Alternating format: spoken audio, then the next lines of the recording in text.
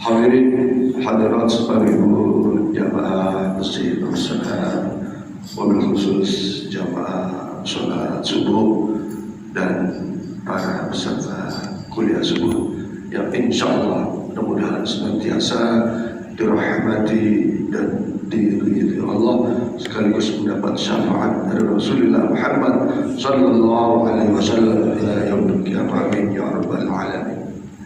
Para jamaah sekalian, saya tidak berpanjang lebar karena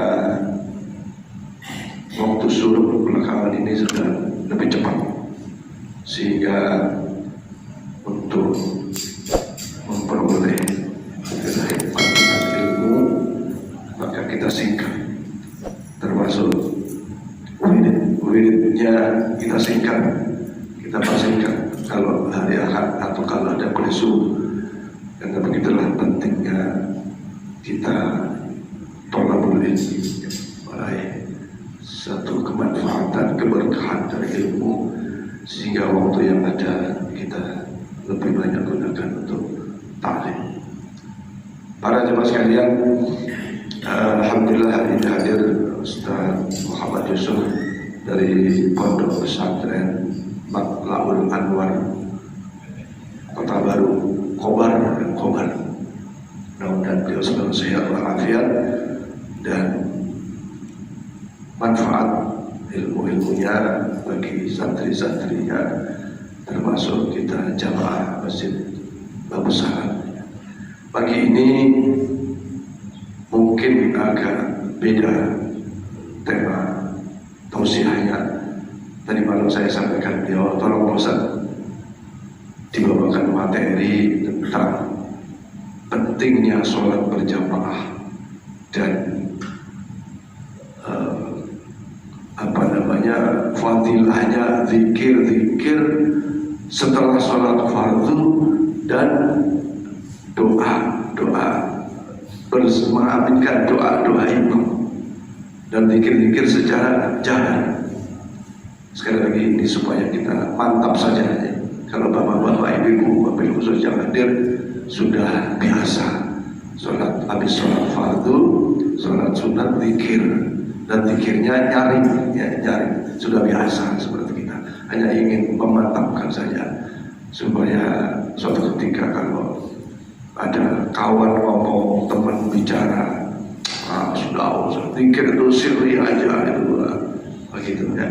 Jadi tadi beliau akan sampaikan. Yang kedua, dalam rangka menambah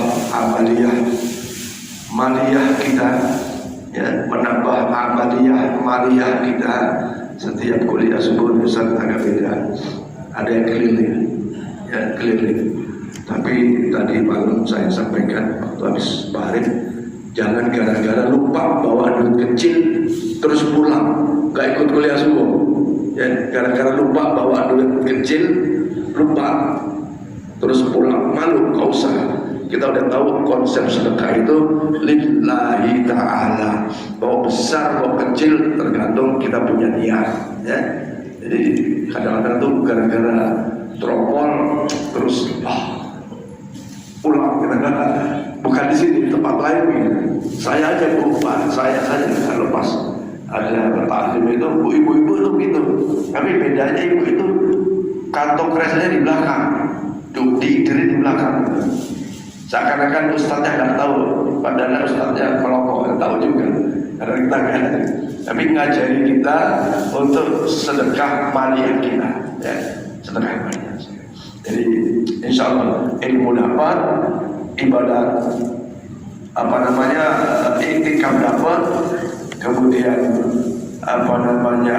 fadilah syuruk dapat, sedekah maliyah dapat double.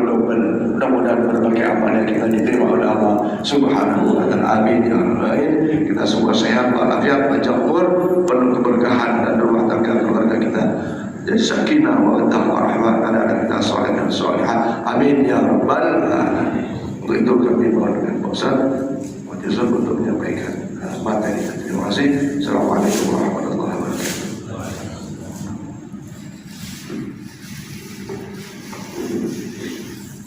Bapak Ibu yang dimuliakan Allah, sebelum kita taklim, sebisa mungkin ikuti saja saya. Insyaallah nanti di pertemuan yang akan datang akan kami kirim filenya.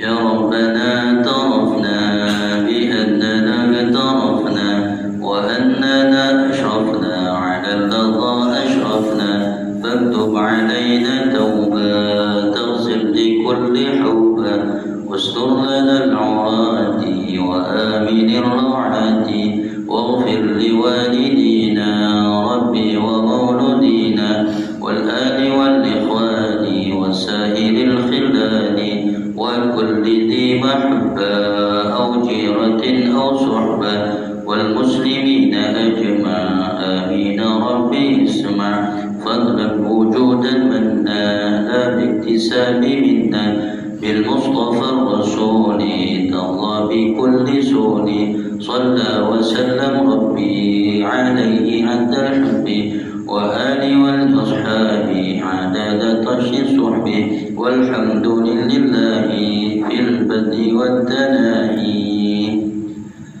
السلام عليكم ورحمة الله وبركاته.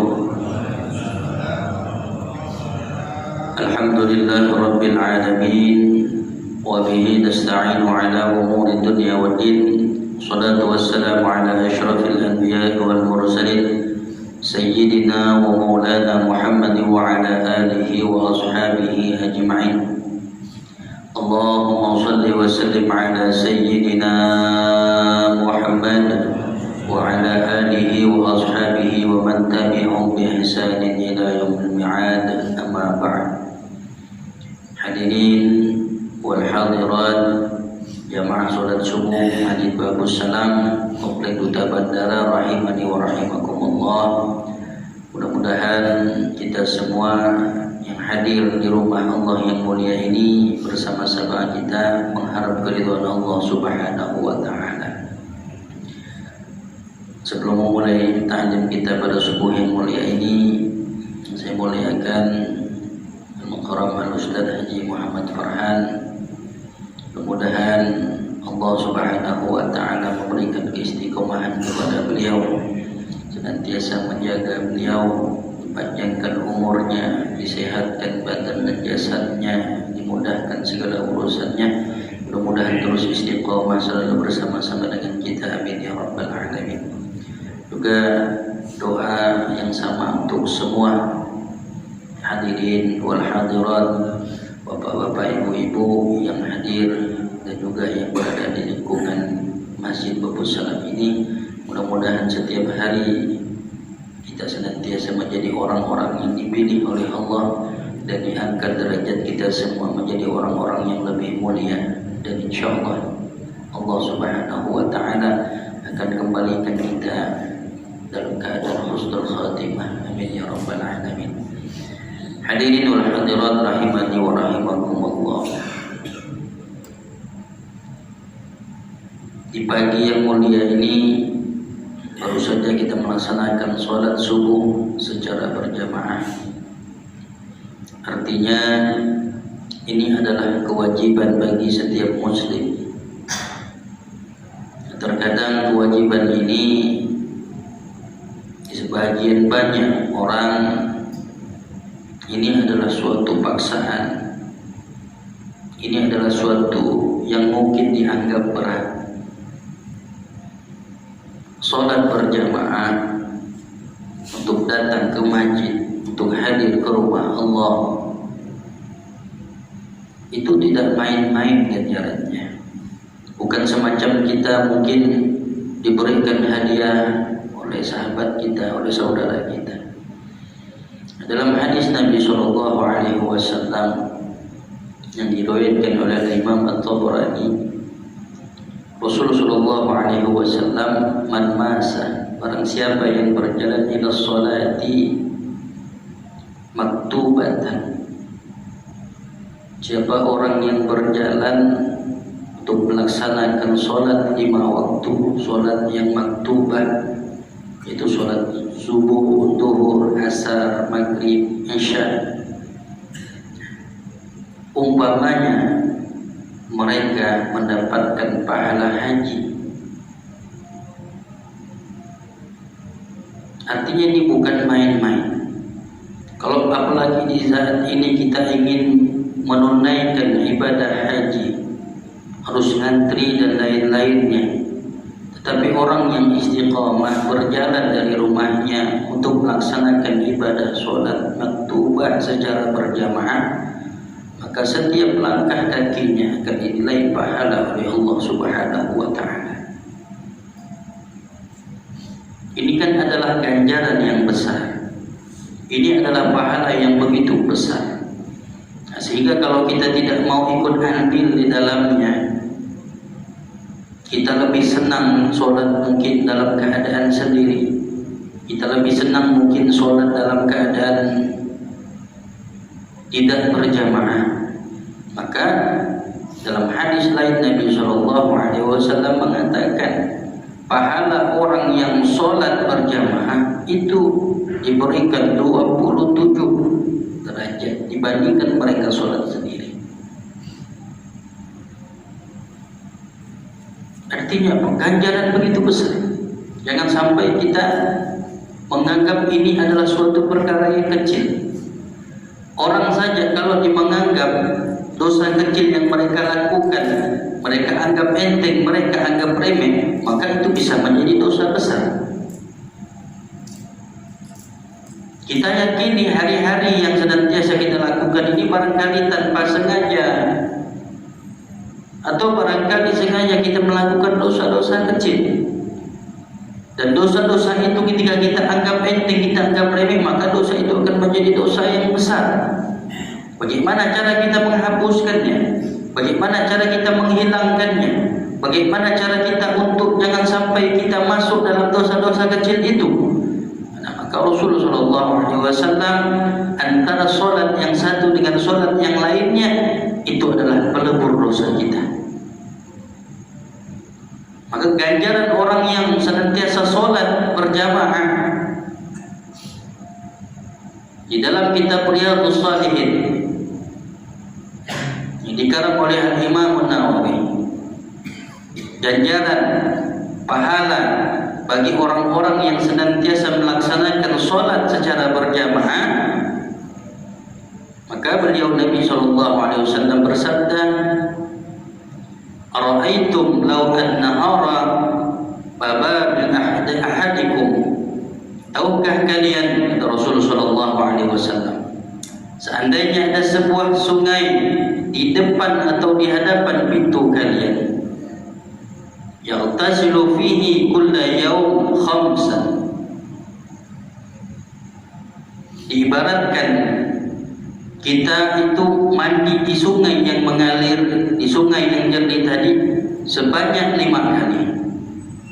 Bayangkan kalau 5 kali kita mandi, maka tidak ada kotoran yang menempel di dalam tubuh kita. Maka sungguh luar biasa kalau kita istiqamah sholat 5 waktu. Di antara 5 waktu sholat tadilah yang akan melebur dosa-dosa kita, sebagaimana yang dikatakan Rasul SAW, hadis riwayat Al-Imam Bukhari. Maka antara sholat satu dan sholat yang lainnya akan melebur dosa-dosa kita yang kecil, sehingga dengan kita terhindar daripada dosa-dosa yang kecil. Dan orang yang senantiasa istiqamah untuk menjalankan sholat 5 waktu secara berjamaah, mereka lah orang yang dikategorikan akmalul iman, yang memiliki iman yang sempurna.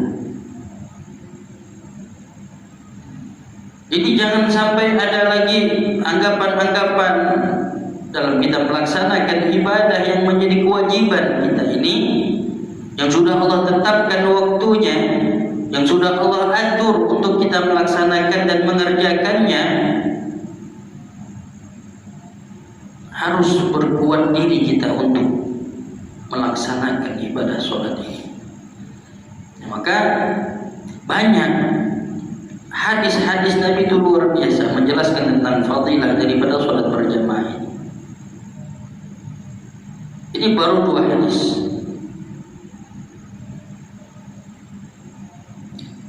Kami di pesantren itu ada kumpulan 1.600 hadis sahih. Dulu pernah datang Buya Jani Agung.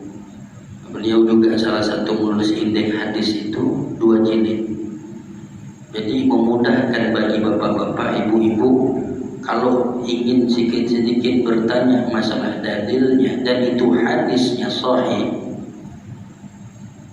Kalau mau datang ke pesantren itu, kalau saya harus bawa 2 jilid, lumayan segini. Saya juga tidak tahu sekarang barang itu jualnya di mana.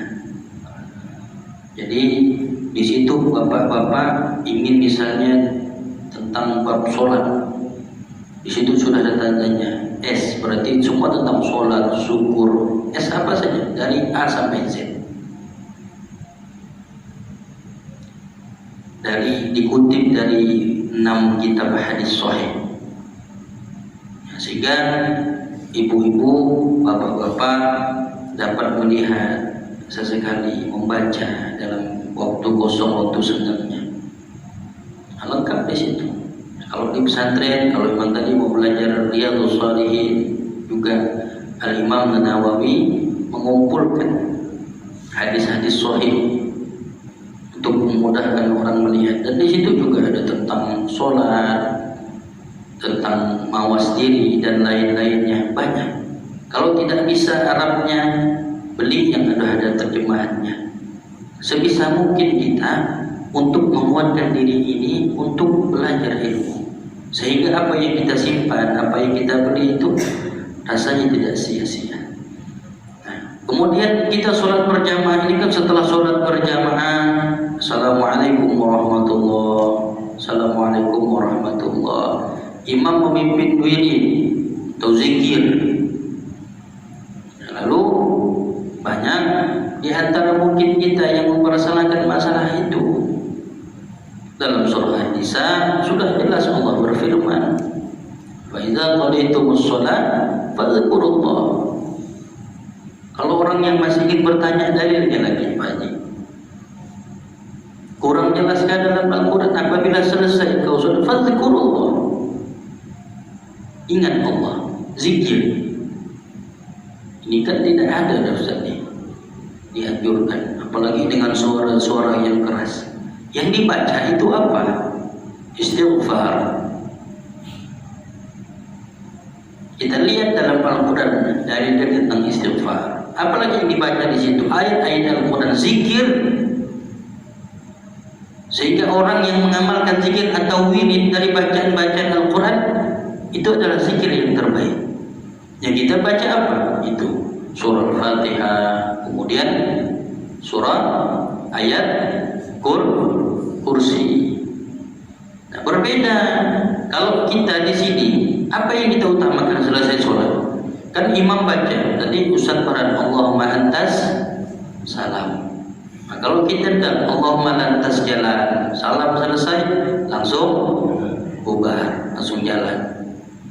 Kalau mungkin kita berada di Makkah, mungkin kita disibukkan hati kita, ya Allah, kita ingin tawaf, kita ingin apa. Tetapi di sini apa yang kita kejar? Apa yang kita kejar? Apa yang kita khawatirkan? Apa yang kita tinggalkan untuk tidak mau zikir bersama-sama dengan dalil, dengan alasan dalil dan lainnya. Dalilnya sudah jelas juga. Nah, mungkin barangkali tadi memang kita belum mau ya sama-sama untuk zikir. Jadi tidak ada problem sebetulnya. Mau zikirnya panjang misalnya, atau mau zikirnya yang pendek, atau mau zikirnya yang sedang-sedang saja.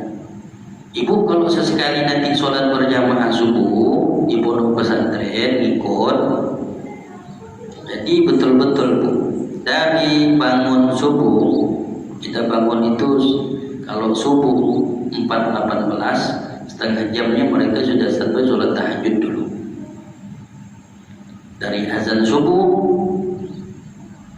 kita baca wirid, kemudian baca doa fajar, habis itu sholat subuh. Habis sholat subuh zikir, setelah sholat berjamaah habis zikir kita baca wirid lagi. Selesai tak selesai baca itu kurang lebih jam 5.30. Anak-anak di pesantren itu nanti setelah 5.30 itu lanjutlah kita nih. Nah, itu betul-betul kita ajarkan kepada mereka. Kenapa? Dibandingkan mereka melakukan hal yang sia-sia, habis sholat pas begitu saja. Karena ada dalilnya saja. Surah Al-Jumu'ah itu apabila saling bertukar. Jadi menyikapi itu jangan kita di situ. Kalau ahli tafsirnya mengatakan kita harus menyesuaikan tempat di mana kita itu berada. Nah, mungkinlah kalau di Mekah begitu, karena orang harus mengejar tadi tawaf dan lain-lainnya. Karena di samping tawaf mereka juga bacaan-bacaan zikir. Tetapi kan berbeda dengan kita yang di tempat kita begini. Maka sudah selesai Assalamualaikum warahmatullahi, jangan lantas jalan, tapi atas salam. Luangkan waktu.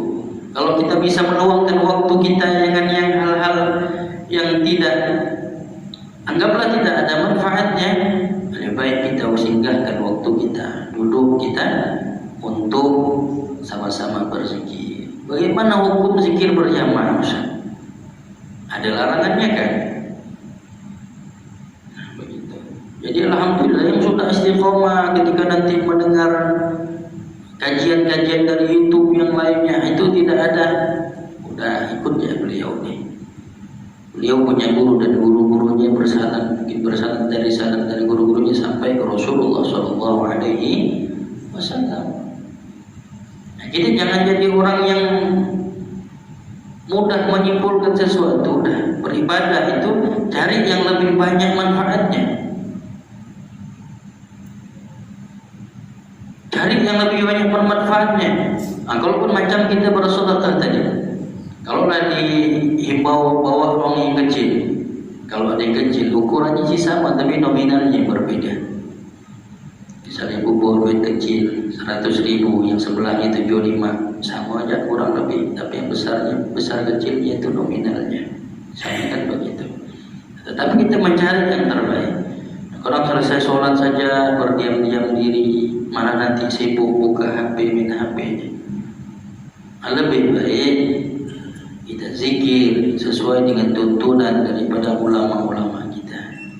Kan istighfar, setelah istighfar asyhadu an la ilaha illallah wahdahu la syarika lah, lahul mulku wa lahul hamdu wa yumiitu ala kulli syai'in qadir. Itu kalau selesai subuh, isya dibaca 10 kali. Artinya maghrib, isya, subuh 10 kali. Ulama itu juga sudah tahu, sudah dirancang. Kalau ibu kita mengatakan itu menghabiskan waktu, kita tidak. Palinglah kalau kita menggunakan selesai sholat jamaah tadi dengan zikir, kemudian ditutup dengan doa, palinglah 15 menit. Masa 15 menit kita untuk meluangkan waktu untuk datang ke rumah Allah, untuk bermunajat dan berharap keridhaan Allah, kita tidak mau wakafkan waktu. Yang memberikan waktu itu siapa? Allah. Maka juga Allah mengingatkan kepada kita, wal 'ashr innal insana lafi khusr. Demi masa, sesungguhnya manusia itu dalam keadaan merugi. Ya, begitu kalau mereka tidak mampu memanfaatkan waktu. Nah, sehingga waktu yang telah diberikan oleh Allah ini ya mereka lakukan dengan sia-sia. Apa sia-sianya orang yang berzikir? Tidak ada. Zikir itu kan adalah perintah Allah. Ya ayyuhalladzina amanu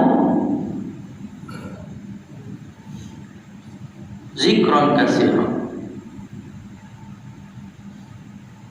Diperintahkan kita untuk zikir dengan sebanyak-banyaknya.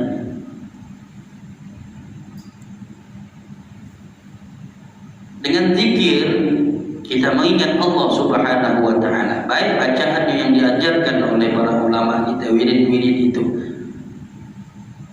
Minimal minimalkan tadi zikir kita, wirid kita itu ya selesai sholat. Kalau ulama bahannya ada rotibul haddad atau rotibul hattos, itu kan wirid-wirid yang barangkali tidak mungkin kita lakukan di dalam selesai sholat ini atau di masjid ini. Kalau kita lakukan kalau kita sudah di rumah pula atau kita baca sendiri, berjamaah pun boleh, tidak ada larangannya. Mau dia pakai suaranya keras, yang nama jamaah. Kalau di sendiri-sendiri ya tak mungkin baca suaranya pelan, berarti bukan jamaah. Sendiri-sendiri, tetap kalau berjamaah suaranya keras, tidak disirkan. Jadi jangan mempersulit diri kita. Insya Allah apa yang sudah dilakukan ini adalah hal yang baik, tidak ada pun sedikit pelanggaran atau dikatakan bid'ah dan lain-lainnya. Nauzubillah. Kita istiqomahkan saja ini. Jadi jangan selesai salam imam pun dah jalan juga dia. Kecuali dah dia sakit perut. Ini perut tidak sakit dalam keadaan nyaman pun, pintu tu macam manggil-manggil, cepat keluar, cepat keluar, cepat keluar. Sampai rumah pun apa juga kita buat. Kan begitu. Intinya sholat berjamaah pahalanya begitu besar dibanding kita sholat sendiri. Kemudian zikir setelah sholat, kalau ditanya tentang dalilnya, tinggal buka saja Quran surah An-Nisa. Fa idza qadaytumus shalah fadhkurullaha qiyaman wa qu'udan. Jadi mau mana lagi? Artinya mau dalil semacam mana lagi sehingga kita mau melakukan hal semacam ini. Jadi kalau kita runtuh lihat Ibnu Abbas, beliau itu kan sepupunya Rasulullah, muridnya Rasulullah. Maka kalau tafsir yang paling dahsyat itu adalah tafsir Ibnu Abbas. Karena Rasulullah SAW meminta kepada Allah, nih Ibnu Abbas diberikan ilmu yang luas. Rasulullah yang mendoakannya, Rasulullah yang meminta kepada Allah. Beliau sangat luar biasa dalam ilmu tafsir dan lain-lainnya. Jadi di situ juga dijelaskan bagaimana tentang zikir, tentang sholat berjamaah. Insya Allah hujah-hujah dalil-dalilnya banyak sekali. Makanya sesekali boleh ketika kalau mungkin mau lihat secara jelasnya silaturahim, boleh tidak saya pinjam Ustaz? Boleh. Tapi kalau nak bergila-gila, rasa-rasanya lama, dan saya juga tidak tahu di mana juga barang itu sekarang bisa didapatkan. Itu sangat memudahkan. Dari A sampai Z, di situ lengkap semuanya dan di semuanya hadis sahih. Jadi saya juga melihat di situ. Di sisi lain memudahkan kita, di sisi lain juga kita juga ambil daripada sumber-sumber lain. Macam kumpulan hadis banyak kita baca Historiatus Shalihin. Di situ lengkap permasalahan apa. Maka sebetulnya enaknya begitu, sehingga ibu megang bahan, saya megang bahan, jadi sama-sama nanti. Harapannya begitu sehingga enak. Yang ngantuk karena megang kitabnya tadi hilang ngantuknya. Yang mungkin sama-sama megang taklim luar biasa pahalanya sama-sama besar. Insyaallah mudah-mudahan ke depan kita bisa begitu. Hari ini mungkin kajian kita ini bab ini kita lanjutkan berikutnya. Jadi walaupun umur sudah lanjut, kita masih taklim, kita masih belajar. Maka juga beliau sampaikan, Ustaz tolong sampaikan masalah ini dan apa hukumnya zikir setelah sholat dan doa. Kalau bertanya masalah hukumnya, kita bukan pakar hukum, tetapi anjurannya sudah ada. Kalaupun orang itu mengatakan bid'ah, monggolah mereka. Kita jangan suka menyala-nyalakan amalan orang. Bukan itu. Yang terpenting kita menjaga diri kita agar amal kita lebih baik. Kita kan mau setiap hari amal kita bertambah, amal kita lebih baik. Itu harapan kita. Bukan membandingkan amal satu amal yang lainnya. Nauzubillah, jangan. Kita kuatkan hati, kuatkan diri kita, ibadah dengan sungguh-sungguh, maka tidak akan ada ruginya. Nah, itu sholat berjamaah. Salah satu hadis yang saya sampaikan, kemudian 2 hadis yang saya sampaikan fadilahnya, dan masih banyak lagi. Maka kalau kita ingin tadi taklim itu, insya Allah nyaman ibu baca. Pun tak bisa baca, saya baca, nanti tinggal diterjemahkan. Nah, jadi nyaman. Nah, nanti kan muncul musilah, masalah-masalah sama-sama. Insya Allah mudah-mudahan ke depan jika nanti kami komunikasi dengan beliau apa di Ustaz fikih atau hadis, insya Allah nanti biar lebih gampang kita. Bapak-bapak pun megang, ibu-ibu megang.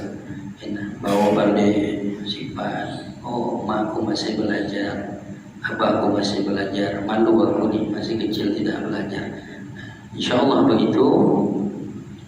Barangkali ini saja yang dapat kami sampaikan. Insya Allah kita lanjutkan dengan tanya jawab yang panjang saja. Jadi biar enak, apa sih keluh kesah Bapak Ibu nih? Apa sih yang menjadi janggal dalam hati ini? Begitu. Insya Allah gimana? Jadi apa yang menjadi keluh kesah itu kita sampaikan. Insya Allah selagi saya paham dan saya tahu akan saya sampaikan kepada Bapak Ibu semuanya. Kalau memang saya tidak tahu dan saya tidak paham, beliau juga ada. Wallahu a'lam bishawab. Assalamualaikum warahmatullahi wabarakatuh. Waalaikumsalam warahmatullahi wabarakatuh. Hadirin sekalian, Bapak Ibu yang dirahmati Allah, demikian penyampaian Ustaz Muhammad Yusuf bagi kita sekalian tentang fadilahnya salat jamaah dan perintah berzikir setelah sholat. Tentu saja karena berjamaah maka zikirnya itu nyaring ya. Jadi kalau sholat farid, sholat sendiri ya boleh nyaring sedang-sedang dan juga boleh siap. Nah, para jamaah sekalian, ada waktu beberapa menit, silakan kalau ada yang ingin ditanyakan tentang berbagai amal ibadah yang mungkin ada keraguan atau belum mantap ya. Sesungguhnya biasanya kita sudah mantap, cuman kadang-kadang begitu dengar kata si anu, kata si ita gitu, agak kayak ya kan. Mudah-mudahan pada saatnya akan ketemu buku atau kitab yang mudah untuk dibaca bagi kita. Kalau Arab Gundul hanya sebagian yang mungkin bisa baca. Kalau semua tulisannya Arab, bahasa Arab agak berat juga. Tapi mungkin nanti ada yang katakanlah terjemahan seperti tadi beliau sampaikan, itu insya Allah akan dilakukan pengadaan kitab-kitab itu ya, sehingga pada saatnya nanti Bapak Ibu dalam rangka mendidik anak, mendidik cucu dan seterusnya ya, apalagi ini terus terang ya sangat memperhatikan tentang pemahaman agama ini bagi anak cucu kita ke depan. Kalau sekarang masih ada bapak-bapak bisa masih memberikan arahan, tapi kalau kita sudah meninggal ya, yang tua sudah meninggal, wah anak sekarang ini masya Allah luar biasa. Kadang-kadang ya tidak semua saya, tidak semua, tapi memprihatinkan dalam pola. Insya Allah nanti kita kata-kata koordinasi dengan Ustaz Mansur untuk mendapatkan tentang ibadah itu jika betul. Ya, silakan kalau ada ingin ditanyakan Bapak Ibu. Ya Pak Sujana. Waalaikumsalam warahmatullahi wabarakatuh.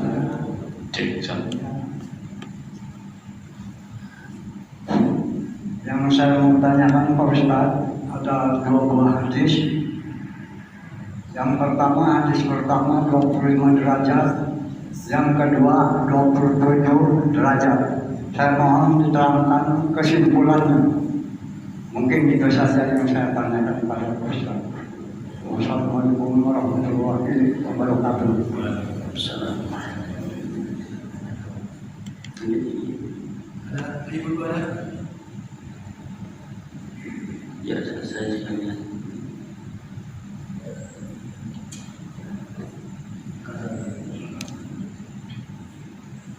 Ya sambil nanti dulu. Oke. Tentang maksud beliau pahala sholat berjamaah dan sendiri itu 27 derajat. 25 dan 27 derajat. Ya, 25 dan 27. Mana yang benar? Kalau hadis yang sahih itu 27. Jadi Rasulullah SAW bersabda, sholat berjamaah dengan sholat munfarid itu atau sholat sendiri itu derajat atau pahalanya 27 derajat bagi orang-orang yang sholat berjamaah. Itu sahih hadis riwayat Bukhari. Tinggal dilihat saja di Sunan Abu Dawud ada, di Sahih Bukhari Muslim ada. Jadi sholatnya orang yang berjamaah itu pahalanya 27 derajat dibanding sholat orang yang munfarid atau sendiri. Nah, jadi kalau kita berhitung-hitung masalah derajat, kayaknya tidak pantas dan tidak etis kalau hanya dengan berjamaah itu kita hanya mengejar itu saja. Ya, yang menjadi kekuatan kita di sisi memang Allah berikan ganjaran yang lebih besar. Ini berjamaah tadi seperti yang hadis juga saya sampaikan. Jadi tinggal dibuka di dalam kitab Riyadhus Shalihin atau di Sahih Bukhari. Nah, bagaimana ketika orang yang sholat berjamaah tadi itu pahalanya seperti orang yang berjalan untuk mereka menuju menunaikan ibadah haji. Kalau kita hitung derajat, pahala haji apa pahala haji? Bapak Ibu yang sudah haji, gimana pahalanya? Jaminan Allah kan surga. Kita hitung lagi, ini pahala yang tadi. Kemudian yang ketiga, tadi sudah disampaikan, pahala sholat berjamaah bagi orang-orang yang berjamaah diibaratkan di depan pintu rumah mereka itu ada sungai yang mengalir, dan yang mengalir itu adalah air yang bersih yang dapat membersihkan jiwa raga mereka, dan seperti mereka mandi sebanyak 5 kali dalam sehari sehingga tidak ada kotoran-kotoran yang menempel. Seperti itulah para ulama menggambarkan orang yang sholat 5 waktu mereka akan terhapus daripada dosa-dosa kecilnya. Besarnya pahalanya itu, Pak.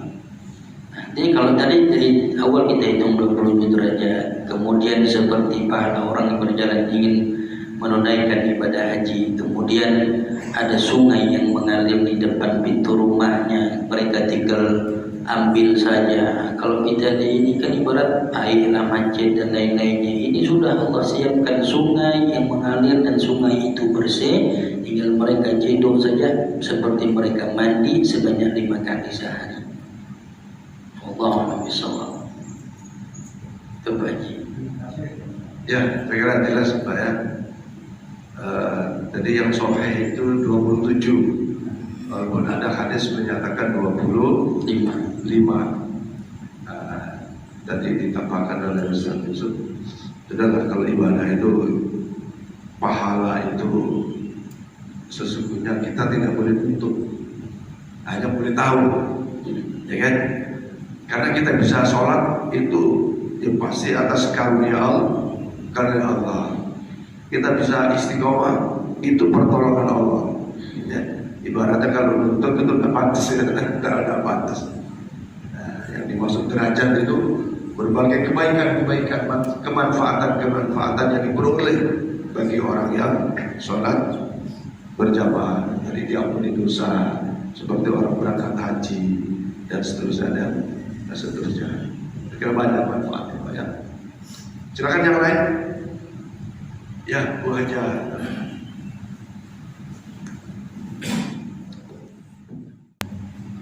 kasih. Assalamualaikum warahmatullahi wabarakatuh. Waalaikumsalam warahmatullahi.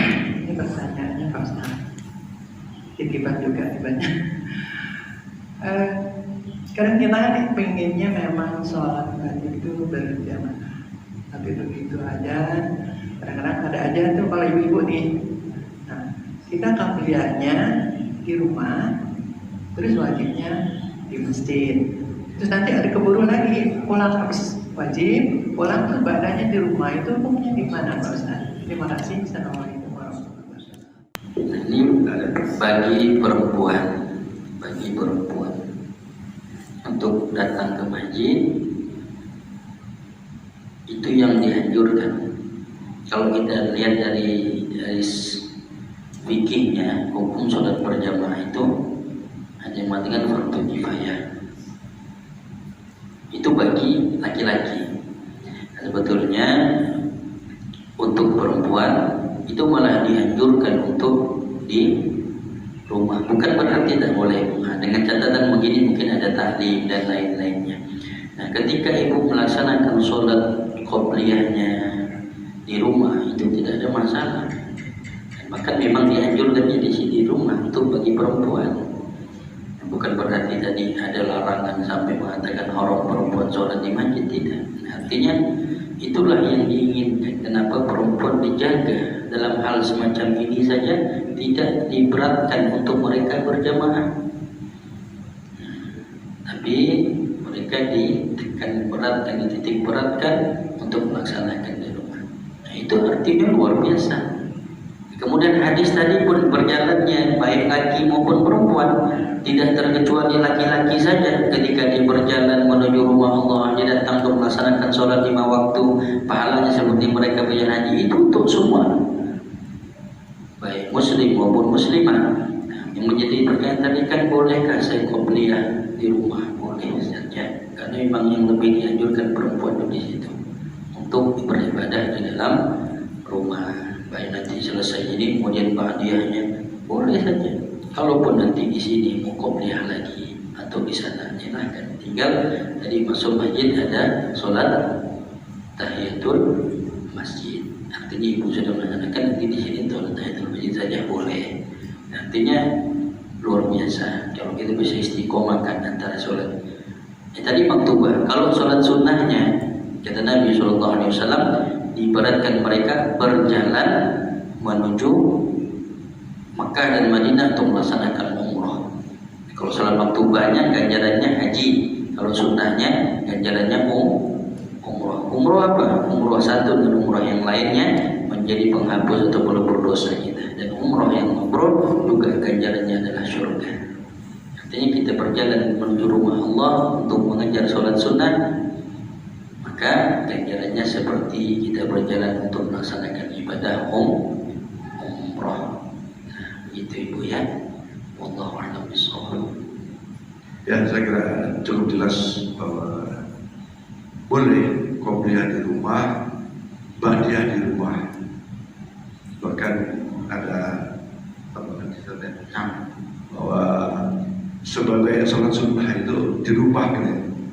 Ya.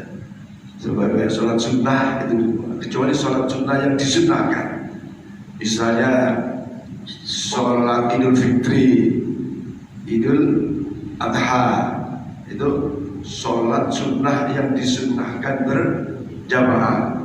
Sholat istisqa, ya sholat istiqomah, dan nggak mungkin sendiri. Artinya bukan nggak mungkin sendiri, disunnahkan untuk berjamaah.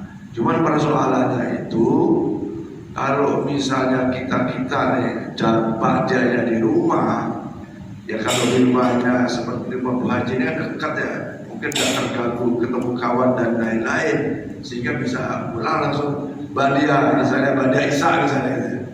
Tapi kalau rumahnya jauh, terus jalan ketemu kawan, ngobrol dan seterusnya, akhirnya batal wudhu, mau sholat itu berat sekali. Apalagi pas nyampe rumah ada tontonan yang misalnya di TV yang membuat kita tertarik, akhirnya nonton dan jadi ba'diyah. Artinya ba'diyah boleh juga dilaksanakan di masjid gitu ya, sebelum pulang ba'diyah dulu. Insya Allah nanti akan disampaikan fadilah-fadilah, bagaimana fadilahnya Ba'diyah, Isya yang 4 rakaat itu ada tuh.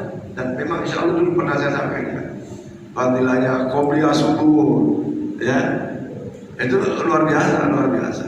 Kesimpulannya bahwa boleh Bu Qobliyah di rumah, Ba'diyah juga di rumah, asal memang tidak ada gangguan untuk melaksanakannya. Dan berkhusus yang justru sangat dianjurkan berjamaah itu kaum laki-laki, kaum bapak-bapak, walaupun ibu-ibu tidak dilarang. Dan ibu datang, tadi ada hitungannya tuh, lagi langkah kanan penambah kebaikan, lagi kiri penghapus dosa, ada fadilahnya, ada keutamaannya. Saya kira itu yang jelas. Mungkin masih ada waktu berapa menit lagi? Pak Asep 3 menit lagi. Maka juga tambahan tadi ibu aja, ada masuklah macam sampai sholat sunnah Idul Adha atau Idul Fitri pun bagi ibu-ibu untuk ketika tidak mampu boleh sholat di rumah.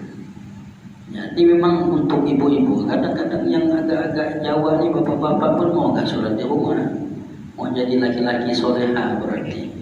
Nah jadi harapan kita, kenapa nama ya'muru masajidallah? Ini siapa lagi kalau bukan kita yang memakmurkan masjid ini? Nah, tadi bukan berarti, maka yang beliau tadi sampaikan ada sholat sunnah yang mengiringi bahasa fikih itu sholat wajib, ya, rawatibnya. Nanti juga kalau ingin kita bahas itu kita siapkan. Makanya kalau memang kita harus misalnya dari diselesaikan tentang masalah fikih sholatnya, kita selesaikan fikih sholatnya. Jadi kalau tentang fikih zakatnya, ya fikih zakatnya. Artinya kan biar juga enak Bapak Ibu melakukan sesuatu tadi, kalau ada orang-orang yang ingin bertanya tentang ini, nah ditunjukkan ya. Kalau juga dia masih juga menyegal daripada karangan ulama-ulama yang mulia ini, atau mungkin dia lebih alim daripada pengarang kitab itu. Jadi kita ini orang yang tidak berilmu, kita hanya belajar ilmu daripada orang-orang yang berilmu. Artinya kita cuma menyampaikan saja. Dan kita berharap alhamdulillah, kita bersyukur kepada Allah, kita datang ke rumah ini aib kita masih terjaga, Allah masih sembunyikan kita. Itu yang terpenting. Maka harapan kita ibadah yang kita lakukan, ibadah yang sudah terangkai dengan rapi ini dapat menggugurkan dosa-dosa kita, dapat menjauhkan daripada buruk, sifat-sifat buruk kita. Ya, begitu sebetulnya. Jadi kalau kita hitung-hitung tentang ini, tentang itu segala macam saja, kita bismillah saja. Dengan kita istiqomah melakukan ibadah yang telah menjadi kewajiban atau ada yang sunnah dan lain-lainnya, udah dengan khawatir, dengan istiqomahan itulah ganjaran pahala akan terus mengalir bagi kita. Nah, jadi jangan kita risaukan, jangan kita sibukkan, jangan kita itu kan masalah-masalah yang sifatnya tadi mengganggu ibadah kita. Maka Bu, Bapak, untuk kita bisa melaksanakan ibadah dengan nyaman, maka kita harus tahu dulu ilmunya. Untuk kita bisa belajar ibadah ini dengan khusyuk, kita harus tahu juga ilmunya. Sehingga belajar kita, sholat kita, semua aktivitas yang kita lakukan tidak lain taqarruban ila Allah, untuk mendekatkan diri kita kepada Allah, untuk mencari keridhaan Allah, untuk senantiasa meneruskan daripada perjuangan Nabi Shallallahu Alaihi Wasallam. Itu saja. Bukan ingin terlepas ketika ibadah kita yang bagus, ibadah kita yang baik, Allah angkat derajat kita, Allah muliakan kita. Itu kebaikan yang kita dapatkan karena apa? Karena Allah Subhanahu Wa Taala, bukan karena apa yang kita lakukan. Nah, jadi semua ibadah yang diwajibkan silakan. Bagaimana? Itu kan implementasi takwa. Kita ini lebih takut dengan larangan Allah, bukan mau mengerjakan apa yang telah diperintahkan Allah. Sholat karena takut tidak masuk. Kalau begitu, kita sholat, kita zakat, kita berbuat apa karena cuma takut masuk neraka, udah sia-sia semuanya. Tapi apa? Tidak ada lain. Sholat yang kita lakukan semuanya mengharap keridhaan Allah. Maka di situ jangan sampai untuk ibadah ini ada hitung-hitungan begini dan begitu dan macamnya. Bukan tidak, arti tidak dibenarkan. Arti terpenting semua ibadah yang kita lakukan, harapan utama kita adalah kepada Allah Subhanahu wa Ta'ala. InsyaAllah yang baik, kalau dilakukan dengan cara yang baik, ingin dilakukan ada ilmunya yang baik, mengantarkan kita baik, maka semua itu akan menjadikan wasilah untuk kita dijadikan orang-orang terbaik. Begitu, saya mohon maaf. Wallahu a'lam bishawab. Baik para sahabat sekalian, demikian acara kuliah subuh dilaksanakan tanya jawab tanya jawab, dan akhirnya mari kita tutup dengan doa. Mudah-mudahan amal yang ibadah kita senantiasa diterima oleh Allah Subhanahu wa Ta'ala. Kita jaga pahala-pahala itu, jangan kita rusak sendiri dengan perbuatan-perbuatan ibah dan seterusnya, sehingga sudah banyak kita peroleh kebaikan pahala, tapi kita rusak sendiri dengan cara-cara, dengan istilahnya yang gimana dan seterusnya. Demikian, mudah-mudahan ada manfaatnya dan insyaallah banyak manfaatnya. Kita tutup dengan doa. Ala al-hidayah wa ala kulli niyatin salih. Ya Rasulullah sallallahu alaihi wasallam wa ala alihi wa sahbihi azwajihi wa dhurriyyatihi ajma'in. Tamana wa sultan al-awliya syekh al-qadir al-jilani. Thumma ila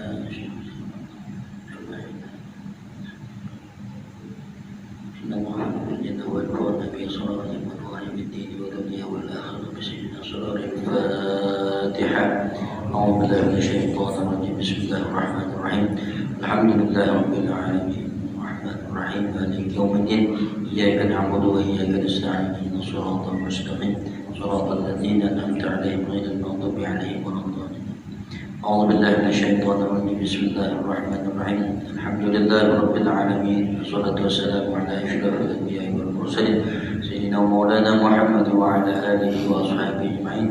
اللهم صل على سيدنا محمد صلاة بها جميع الأهوال والآفات وتقدرنا بها جميع الحاجات وتطهرنا بها من جميع السيئات وترفعنا بها إنك على الدرجات وتبلغنا بها أقصى الغايات من جميع الخيرات وفي الحياة وبعد الممات إنك على كل شيء قدير.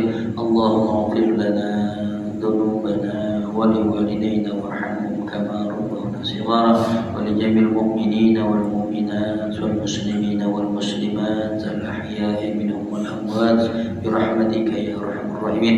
اللهم نسألك سلامة في الدين وعافية في الجسد وزيادة في علم وبركة في رزق وتوبة قبل الموت ورحمة عند الموت ومغفرة بعد الموت. اللهم هون علينا في سكرات الموت والنجاة من النار والعفو عند الحساب. ربنا لا تزغ قلوبنا بعد إذ هديتنا وهب لنا من لدنك رحمة إنك أنت الوهاب. ربنا زدنا علما وارزقنا فهما وعملا صالحا مقبولا ورزقا حلالا طيبا برحمتك يا ارحم الراحمين. يا مقلب القلوب والابصار ثبت قلوبنا على دينك وعلى طاعتك. اللهم يسر لنا امورنا امور الدين والدنيا والاخره. اللهم يسر لنا زياره مكه والمدينه بجاه سيدنا محمد صلى الله عليه وسلم. ربنا هب لنا من ازواجنا وذرياتنا قرة اعين واجعلنا للمتقين اماما. رب اجعلنا مقيم الصلاه ومن ذريتنا ربنا وتقبل دعاء. ربنا آتنا في الدنيا حسنة وفي الآخرة حسنة وقنا عذاب النار وأدخلنا الجنة مع الأبرار يا عزيز يا غفار يا قاهر يا رب العالمين. يا الله بها يا الله بها يا الله بحسن الخاتمة يا الله بها يا الله بها يا الله بها يا الله بحسن الخاتمة يا الله بها يا الله بها يا الله بها يا الله بحسن الخاتمة.